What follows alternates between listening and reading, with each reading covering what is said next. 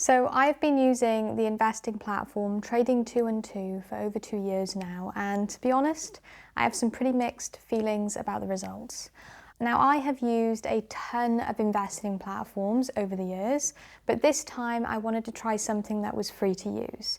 I did my research and soon realized that there are two types of investing platforms that you should know about. We have the traditional investment providers, and then we have the challengers. The traditional providers are the likes of Vanguard, Hargreaves Lansdown, Barclays, and Fidelity. These are big names and big brands who you know you can trust because they have that reputation that comes with age and experience. Then you have the challenger investment providers such as Trading212, InvestEngine, and IG. These tend to be much newer to the scene and they are vying for market share, trying to get you on their platform. One of the best ways that they get you interested is by being free to use, and they are taking advantage of the competition in the market and doing whatever they can to get your business through the door. And these tend to be better for DIY or do-it-yourself investors. Now, Trading212 definitely falls into this camp because they do not offer managed funds or portfolios, and they also do not have any phone support. They operate on an execution-only basis, which will be a deal breaker for some of you out there, and I will dig into that detail in a moment. Firstly though, why did I choose Trading212 in the first place? Well, it is app-based, cheap, and flexible. That is essentially what it came down to for me. I think long and hard before trying out a platform because I don't try every single one that I come across, but I actually really like their style. Their app looks pretty cool, sleek, and sexy, and with the zero fees to boot, I thought, what harm could it be to try? They also have flexible ISAs, which means you can move your money around more freely, and there are a few features that I really like on the platform. One thing that is a huge plus is just how cheap it is if you know what you're doing. I have been able to invest upwards of £25,000 and I have not had to pay a single penny in platform fees. It is seriously good value, but it's worth noting that the space is quite competitive now and you can get a very similar outcome on a few of the other challenger platforms I mentioned earlier. My favourite feature, and it is a super nifty one with very competitive rates, is the interest that Trading212 pay on cash inside the stocks ISA. At the moment, that rate is 3.8%. And this basically means you get free money every single day that you are using their platform, even before you have chosen your investments. They make use of money market funds to give you that kind of holding use case, which I think is really useful, especially for beginners. For example, you could choose to use up your 20k ISA allowance by opening up a stocks ISA on Trading212 and then immediately turn on the interest to unlock £63 a month of tax-free earnings. Now, I know 60 quid is not a lot in the grand scheme of things, and ideally you would be investing that money anyway, but the point I am making is about having that breathing space. It allows you to refine your investment choices or even pound cost average that money slowly over time at a pace you are actually comfortable with, or to immediately start making money while you decide.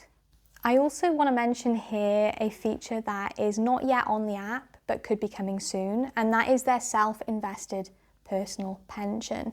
Now, a free pension provider is hard to come by, and a lot of people could benefit, I think, from transferring their old pensions, which often have high provider charges and very low investment choice, into a platform like this. And I think it will be really interesting to see the rollout, and I'm also on the wait list to try it out when it launches. However, we need to talk about the reasons to dislike Trading212 because there are features that I really do hate. I hate that when you want to do something simple, it ends up being more complicated. Automating your investments should be a no-brainer for any serious strategy, but they do not have a direct debit feature within the app itself. There is a workaround where you can set up a standing order through your bank first, but then it splits your auto invest into 2 stages.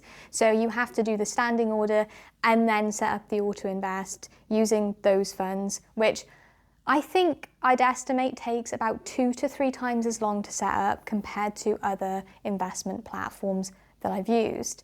And if you do not do it in that specific way, you get hit with a hefty 0.7% charge on anything over £2,000. That is money that won't then go into your investments, and also the £2,000 limit is cumulative over your lifetime. So if you are a serious investor, you are going to hit that limit and get charged, or you're going to have to go through the faff of setting up the standing order.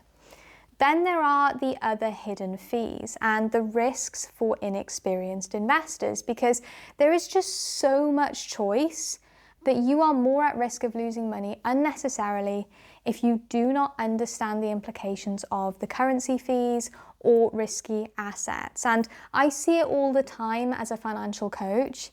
It is actually harder to get the best rates on trading 2 and 2 because you have to be so eagle-eyed. They can also tempt or confuse people into riskier choices like CFDs and using leverage. And while the warnings are there, the app does not necessarily make it easy to understand or to see why you have been charged extra. Finally, I have a bit of a gripe with the user interface. This is a personal preference of mine, but the app is just super busy. And having so much functionality, I think, is a blessing and a curse at the same time, because on the one hand you have the freedom to do what you want, but on the other hand it is so complicated that I can never find what I want on the first click. So even something as simple as transaction history is not intuitive. If I compare it to Invest Engine, which focuses on long-term passive investing, I can find the stuff I need so much faster because there's so much less clutter and less things to get distracted by, and that's the case even though I use their app so much less than trading 2 and 2s. The other day I was teaching someone about key investor documentation and had to explain that it was buried inside of the stocks ISA section of the app. After clicking the fund, then the 3 dots up at the top right, then go to instrument details, scroll to the bottom, and hey presto, talk about annoying. So in conclusion, it probably sounds like I'm being quite negative here, but I am still going to continue using the app, at least for now, because I don't personally find any of these complaints to be deal breakers. But you should know that there is a steeper learning curve to trading 2 and 2. If you are tech savvy, comfortable with complicated apps, and you already have a clear investment strategy worked out, then the interest on cash and the flexible ISA features are brilliant. However, if you are not super wised up on the logistics of investing just yet, you should be a bit more cautious. You might want to look at something like Invest Engine as a solid alternative. And I personally am going to keep trading 2 and 2 alongside my other investment platforms and see how the pension rollout goes, because I really want to see if it stays competitive and how they choose to implement that feature. If you are struggling with the auto invest features, then I have done a tutorial on that, which you can check out. I'll link it down in the description of this video. I hope you found this update useful. If you did, I would really appreciate you liking the video or dropping me a comment with your thoughts down below. I'm always grateful for any and all interactions, so even if you disagree, and I will see you in the next video. Thanks very much.